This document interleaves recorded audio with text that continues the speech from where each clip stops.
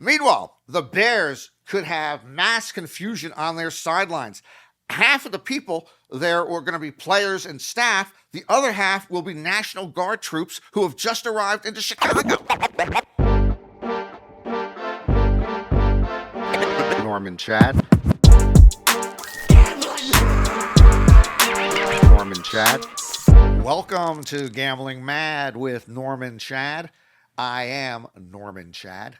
Coming up on the program today, America is hot, hot, hot. Man, we are hot. Black quarterbacks are hot, hot, hot. And my NFL picks are back. They are hot, hot, hot. Gambling Mad, as always, brought to you by Fritos. Picked fresh off of Central California trees every morning, delivered directly to your local retailer every afternoon. And by the refreshing taste of Fresca. Fritos and Fresca, it's a meal. We are hot. And I mean America, comma, United States of. Let me quote the current resident of the master bedroom at the White House. Don Trump Sr.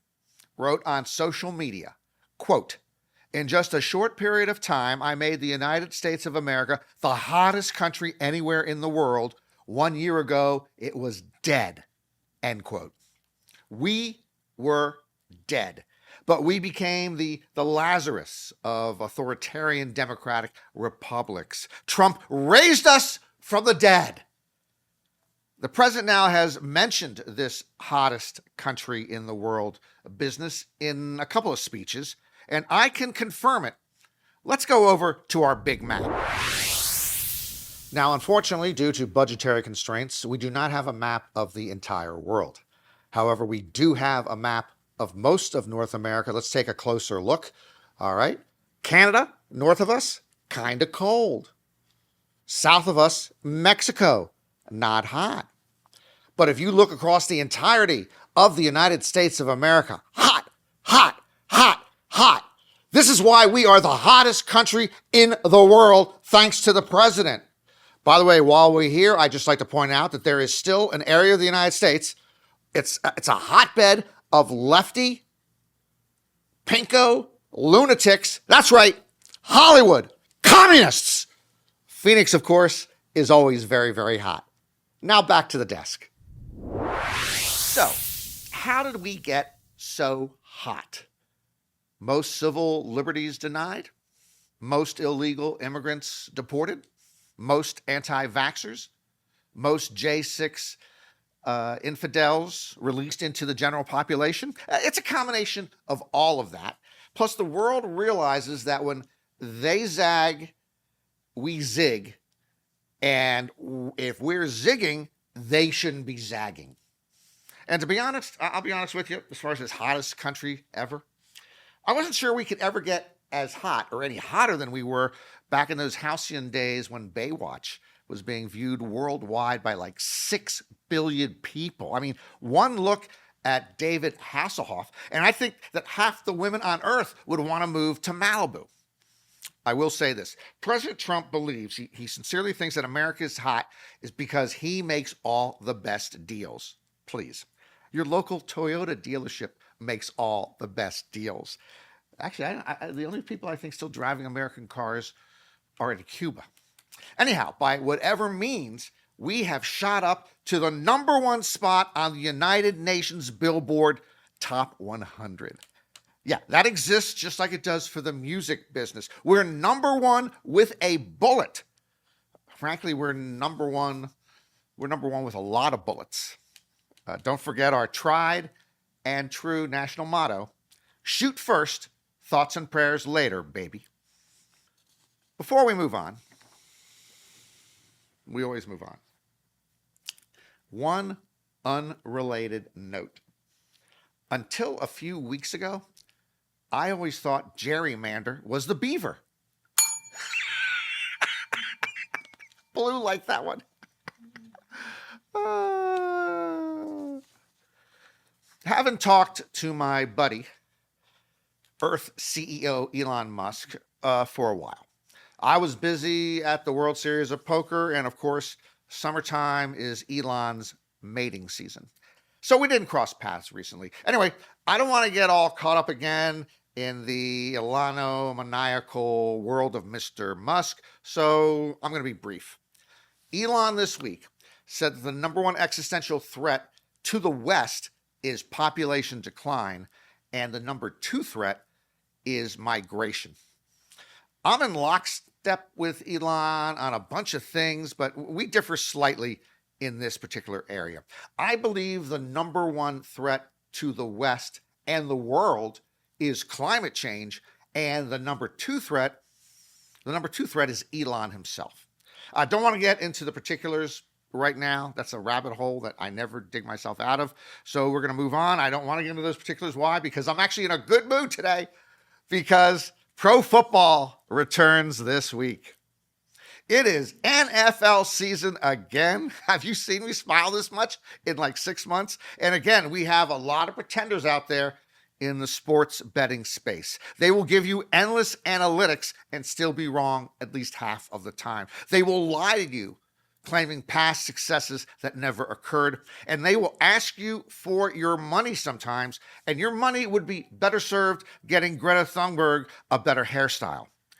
We are the real thing. We don't lie, and we do better than them. Remember, you always lose less with Gambling Mad. We don't do great, but we're on the north side of 50% here every year at Gambling Mad. Why do I keep saying we? We? It's me! I don't have a staff of researchers. I have Blue plus 3 production people here in the studio, 2 of whom are leafing through a tattoo catalog as we speak. I'm not lying about any of this. Here is my certified, documented record. The last 4 seasons, I have picked NFL games against the spread. Always over 500 there. Okay, this particular season, it was a light season for me due to hemorrhoids. You can believe me. And then last year, 39, 34, and 2.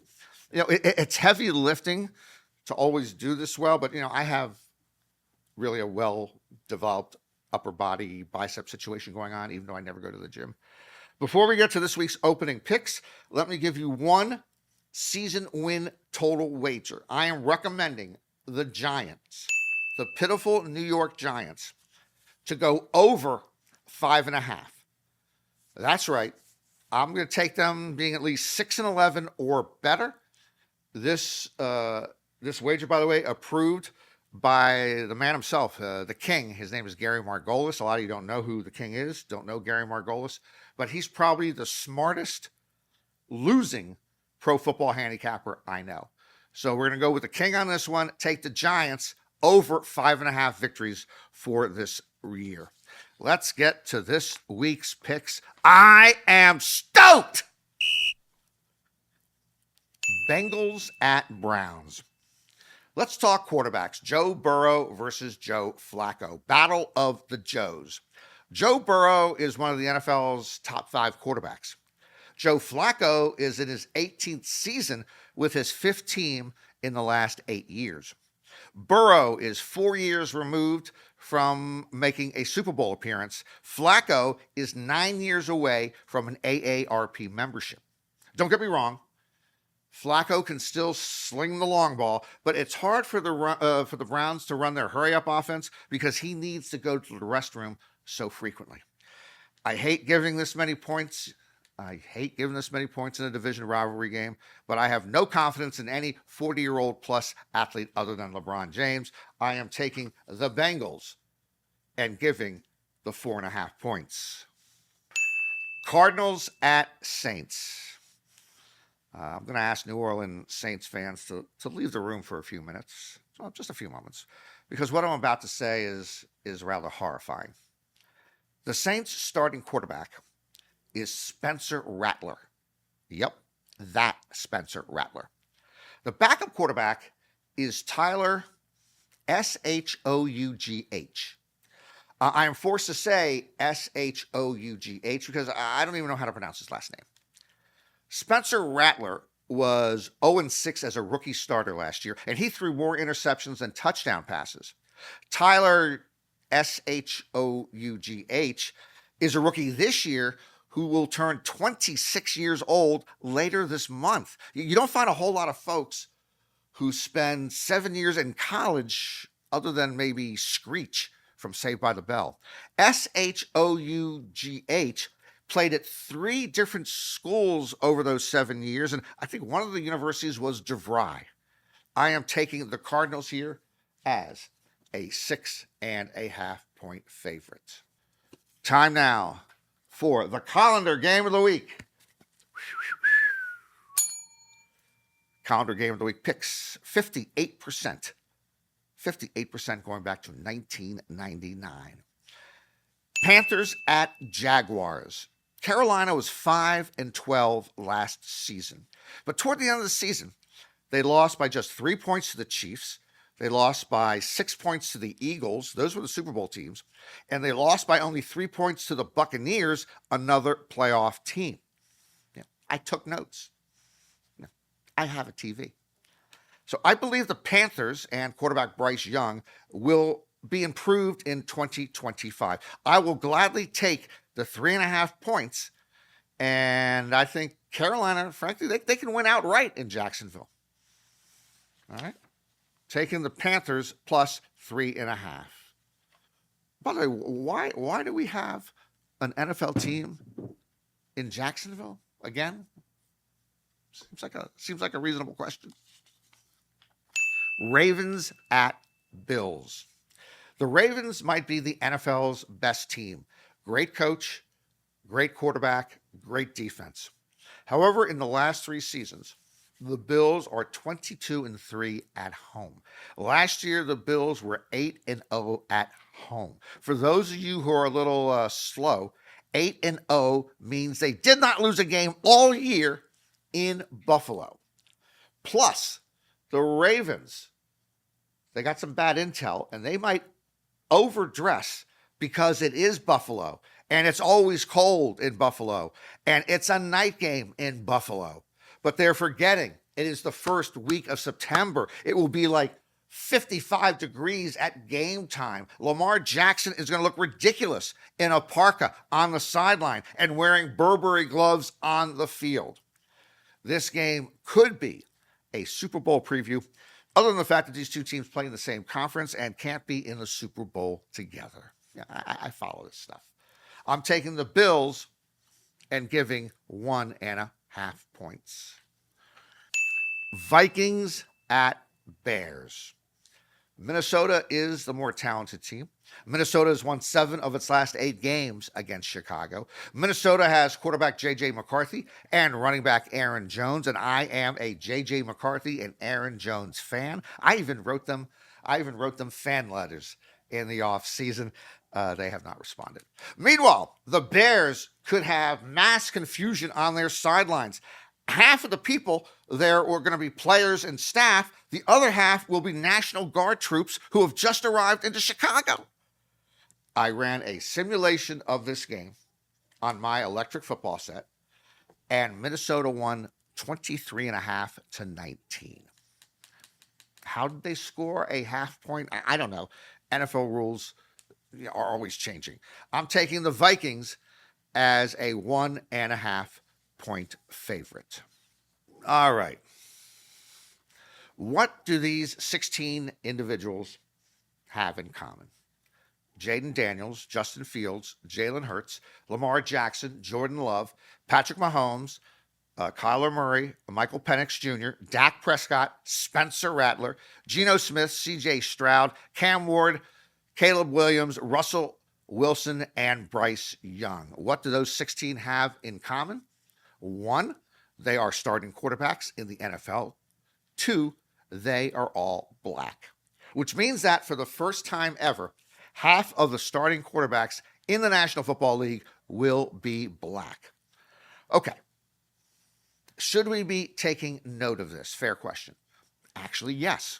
It's possible, some of these fellas, got their jobs through DEI initiatives. Some of them, of course, I assume, were the most talented quarterback on the team. DEI or not, quarterback was the last holdout on team rosters in terms of racial discrimination. The long-standing stereotype was simple. Blacks are not smart enough to play the position. Now, this thinking is always extended beyond quarterback. You hear the saying that blacks aren't smart enough to be the head coach or a sales manager or a corporate executive and so on. This runs deep, and it has derailed careers forever. So yeah, I think it's a significant milestone. In 1968, Marlon Briscoe became the first starting quarterback in professional football for the AFL's Denver Broncos. So it took 57 years from then until this season's 50% mark. Back in the day, almost every black quarterback was converted to another position when they reached the professional ranks because it was assumed they could not think well enough or pass well enough. But we knew they could run. Man, could they run! Though I got to say, I know a boatload of black people now, and not a single one of them is all that fast. Times change. Ralphie VI. That's Ralphie VI. The Colorado Buffaloes mascot announced her retirement after 4 years. She is an animal. It had been noted last season that Ralphie VI had an indifference to running. Well, okay, first of all, Ralphie, mascot for the Colorado Buffaloes, Ralphie's a bison, not a buffalo. Second of all, a spokesman or a spokesperson for Ralphie VI said she is, quote, happiest relaxing on the ranch, and we want to be respectful of her needs, end quote. Third of all, if they had really wanted to be respectful of her needs, they never should have made a bison or a buffalo go to a stadium all day long for a college football game. Speaking of which, and I am not making any of this up, PETA has stepped in. They have asked the school not to replace Ralphie VI with another buffalo or bison, and PETA has offered to pay for a robot Ralphie.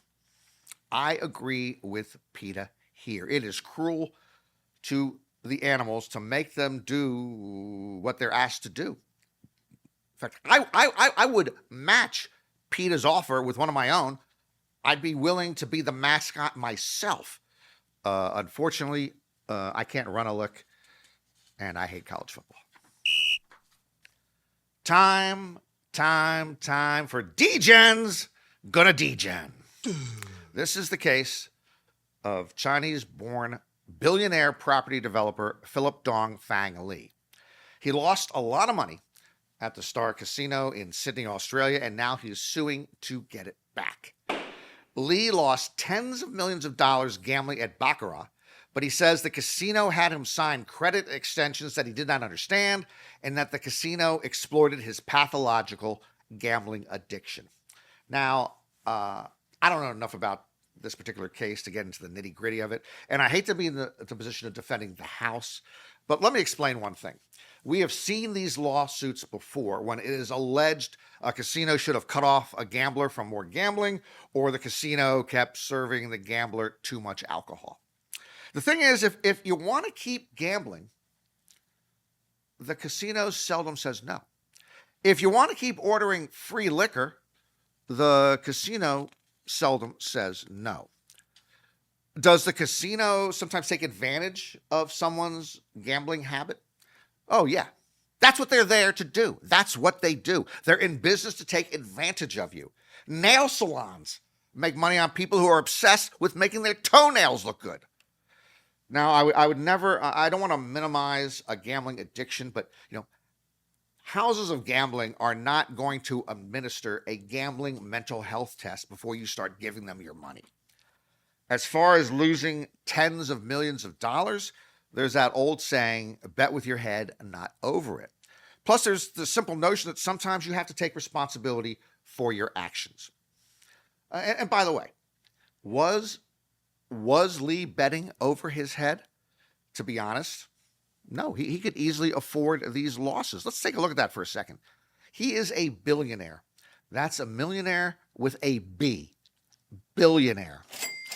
He wagered more than 2.25 billion Australian dollars on Baccarat, with losses totaling $57 million Australian. Okay, let's translate that to American dollars, because Many of you are American, or at least here in America illegally.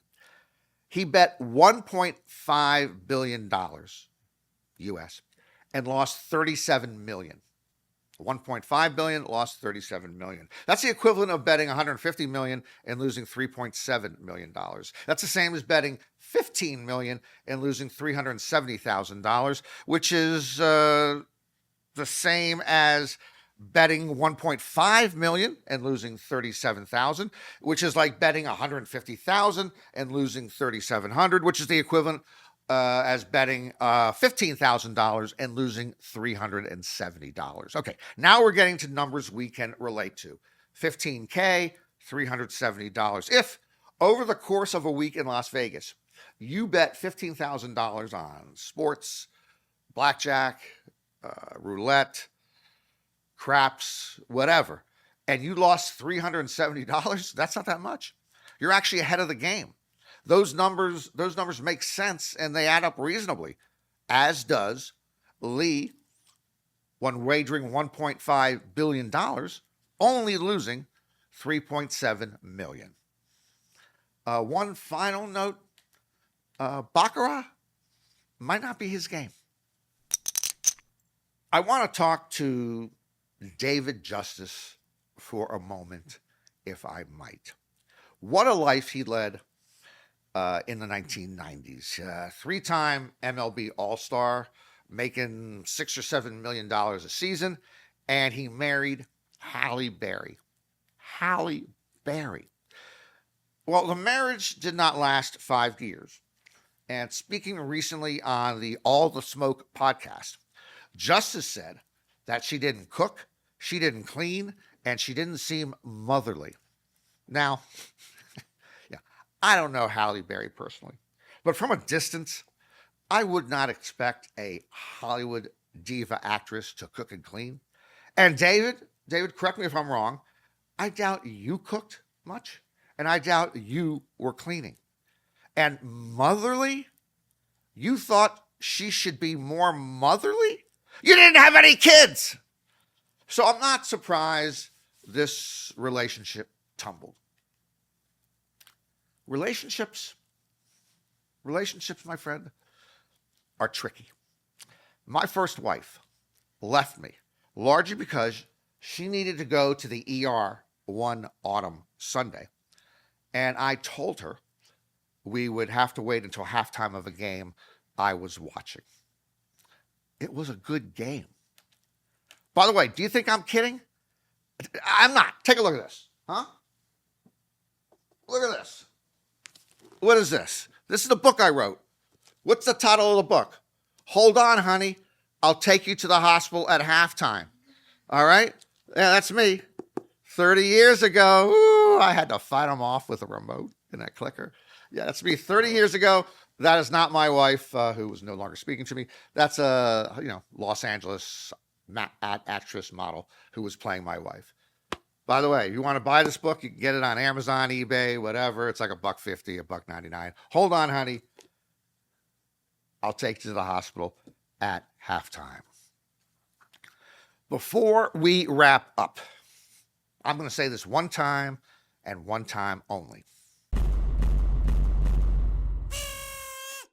Have you seen the new Oval Office? It looks like Marie Antoinette lives there. Apparently, President Trump went to Fort Knox and withdrew 7,000 bars of gold from the ATM. Everything in the room is gold trimmed or gold framed. If an Olympic athlete lost a gold medal in the new Oval Office, it would be like trying to find a needle in a haystack.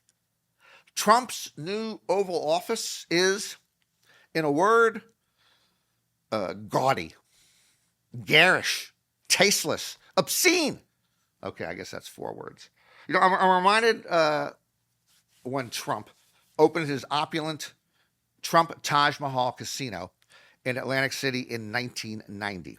Trump proudly showed off the German crystal chandeliers in the joint, many of them costing $250,000 each. 27 years later, at the casino's liquidation sale, those $250,000 decorative babies went for about $35K. At least they lit up the place well until the place went belly up. That will do it for another edition of Gambling Mad with Norm and Chad. Hope to see you again next time. And remember, if you're going to roll the dice, make sure they're loaded. I always tell my buddies to stop betting, but they never listen. And some of them love to bet parlays. They can't get one game right. How are they going to get 5 games right? There's an old joke. A guy loses every bet he makes for a couple of weeks. He asks a sharp he knows, give me a guaranteed winner, something I can't lose on. The sharp tells him, take Alabama on Saturday. The guy goes, great, now give me another game so I can parlay it. Parlays are for suckers. The best thing about dying is that you can't bet any more parlays. If the betting sites are pushing you to bet parlays, guess what? It's their cash cow, their bread and butter, their run-to-the-bank profit center. They feed the bulldog on the public betting parlays. Heck, they feed the whole family and the neighborhood. Bookies and gambling site entrepreneurs vacation in the Caribbean on the backs of dumb dunderheads betting parlays. So stop betting parlays. Repeat after me. Stop betting parlays. Repeat after me. Stop betting parlays. I don't think you're repeating after me. I beg of all of you, stop betting parlays or I will go gambling mad.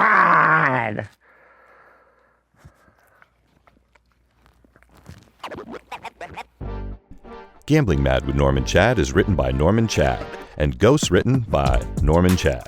Executive producers are John Scheinberg and Rick Barrio-Dill. Produced by Norman Chad and Rick Barrio-Dill. Our associate producers are Bree Khoury and Asher Friedberg, and edited by Asher Friedberg with studio facilities at 360 Pod Studios, Beverly Hills.